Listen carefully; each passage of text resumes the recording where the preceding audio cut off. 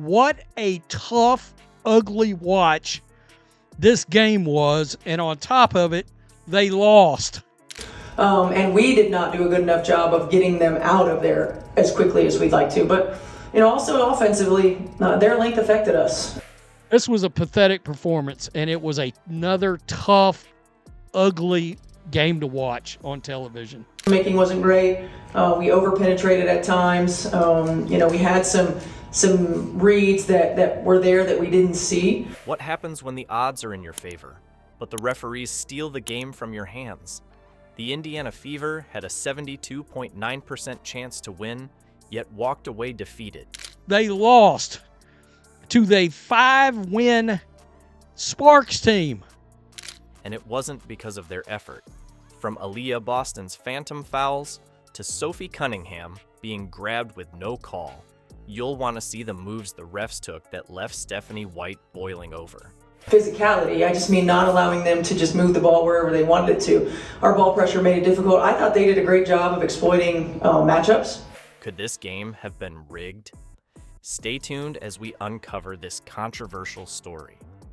Imagine stepping onto the court as favorites, even without your star player Caitlin Clark. The Fever were still stacked with talent, riding the momentum of prior games and confident in their depth. But from the opening tip, it became less about the teams on the floor and more about the officials controlling the pace. Making wasn't great. We over-penetrated at times. We had some reads that were there that we didn't see. For the Fever, it wasn't just bad luck. It felt personal. Every slight movement was whistled. Meanwhile, the Sparks were skating by with plays that could have easily been flagged. It was a collision of talent against invisible walls. Let's talk about Aaliyah Boston for a second.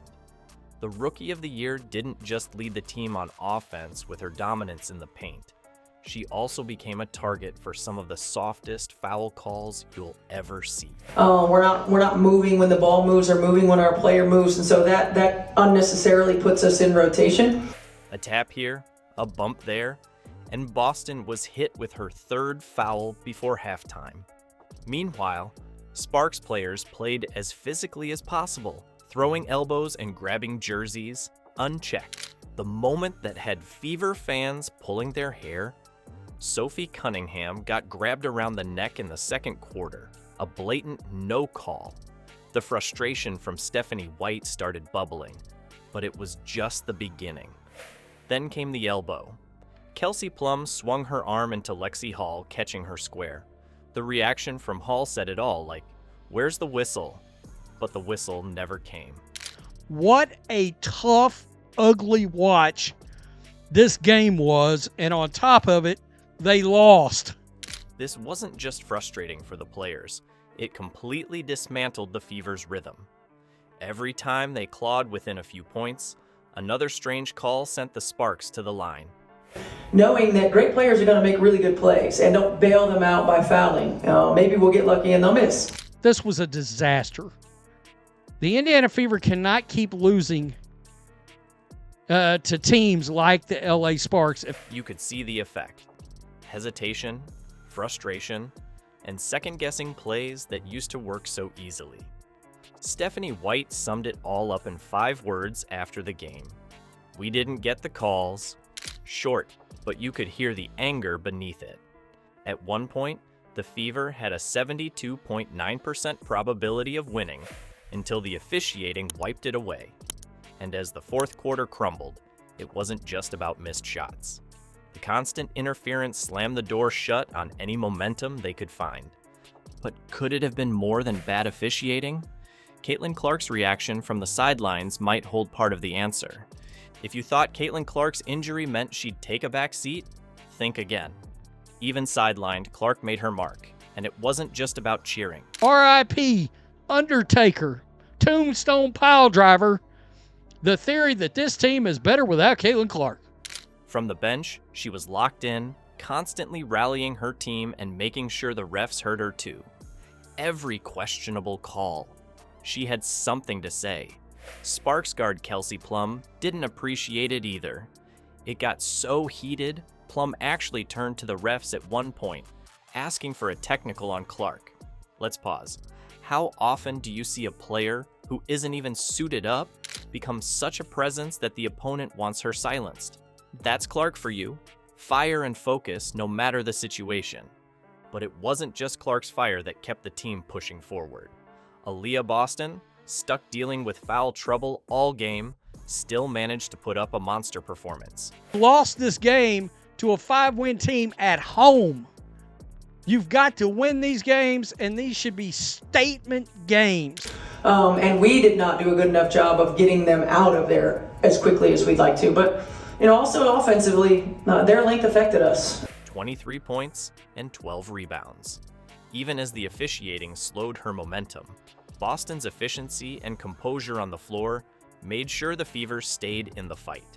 Then you had Kelsey Mitchell, who added 19 points and kept finding shots when the Sparks seemed to have answers for everything else. And Natasha Howard, just shy of a double-double, playing through the chaos with pure grit. Individually, they shined. Together, they showed why this team should never be counted out. For the Fever, it wasn't just a frustrating game, it was fuel. And we bailed them out by fouling. But they did a good job of continuing to just put their head down and attack us and force us into those fouls. You could see it on Stephanie White's face all night. This wasn't just about losing a game. It was about losing control of something they'd fought hard to earn. The disappointment hit the fans hard too. Social media lit up afterward, with Fever Nation slamming the officiating and calling out the double standards. But through it all, Clark's voice on the sidelines kept the energy alive. And more importantly, it showed what kind of leader she'll be when she's back on the court. With everything stacked against them, one question lingers. Could this tough loss be the spark that ignites a championship run? The Fever didn't just lose a game. They proved they're more than one player.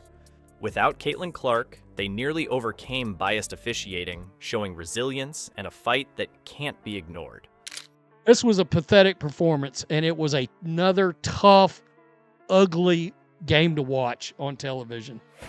Continue to encourage our team to be disruptive. I felt like LA moved the ball too easily. Players like Aaliyah Boston, Kelsey Mitchell, and Natasha Howard carried the team through chaos, while Clark's energy on the bench kept their spirits alive. Her return could be the missing piece that transforms them into a playoff contender. What do you think? Was this bad officiating or something deeper? Let us know in the comments. The Fever's toughest tests are coming, and this feels like the start of something special.